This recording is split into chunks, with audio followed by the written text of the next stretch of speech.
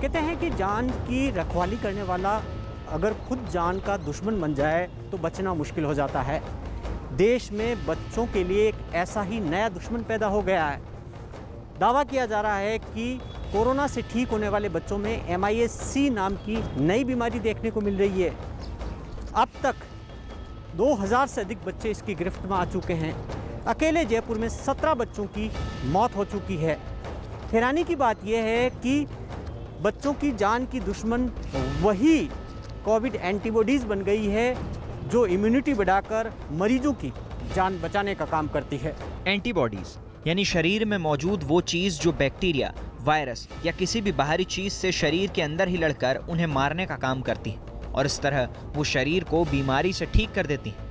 Corona की vaccine भी शरीर में एंटीबॉडीज बनाती है जो कोरोना वायरस को हराकर शरीर की रक्षा करती है। लेकिन इन दिनों कोरोना से जान बचाने वाली यही एंटीबॉडीज बच्चों के लिए जानलेवा साबित हो रही हैं, क्योंकि यही एंटीबॉडीज अगेंस्ट कोरोना यानी कोरोना को हराने वाली एंटीबॉडीज की वजह से बच्चे MIS-C यानी कि multi system inflammatory syndrome in child नाम की बीमारी के शिकार हो रहे हैं।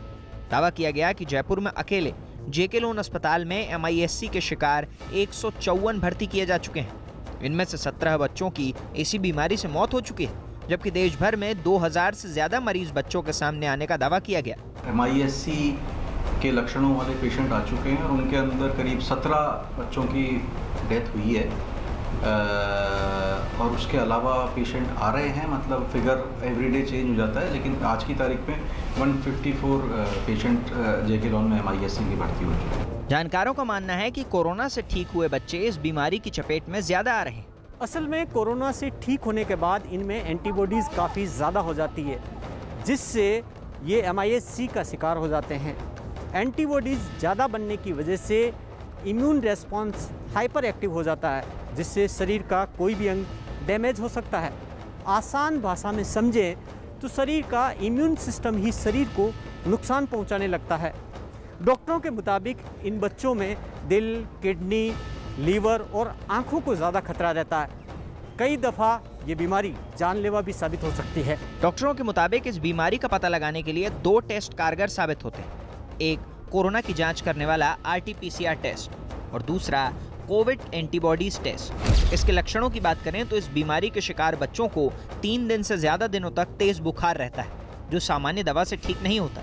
स्किन पर रैशेस यानी कि निशान पड़ने लगते हैं, शरीर में सूजन आने लगती है और आंखें लाल हो जाती हैं। इसके अलावा पेट में दर्द और धड़कनों का बढ़ना भी बीमारी के लक्षणों में शामिल है। डॉक्टरों का दावा है कि 54% मरीजों के दिल की धड़कनों की जांच करने वाला टेस्ट ECG सामान्य नहीं पाया गया, जबकि दिल और लंग्स के आसपास पानी भर गया था। इन्फ्लेमेटरी रिस्पॉन्स है शरीर का, वो अनकंट्रोल्ड हो रहा है और अनकंट्रोल्ड इन्फ्लेमेशन होने से क्या हो रहा है कि आपके पास वायरस तो है नहीं, अब ये जो एंटीबॉडीज़ हैं वो शरीर को ही डैमेज कर रही हैं।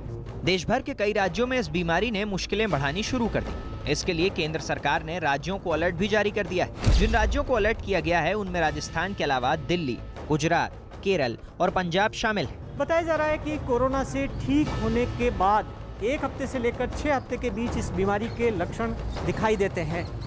डॉक्टरों का मानना है कि MIS-C के शिकार बच्चों को बचाने में ज़रा सी भी देर भारी पड़ सकती है।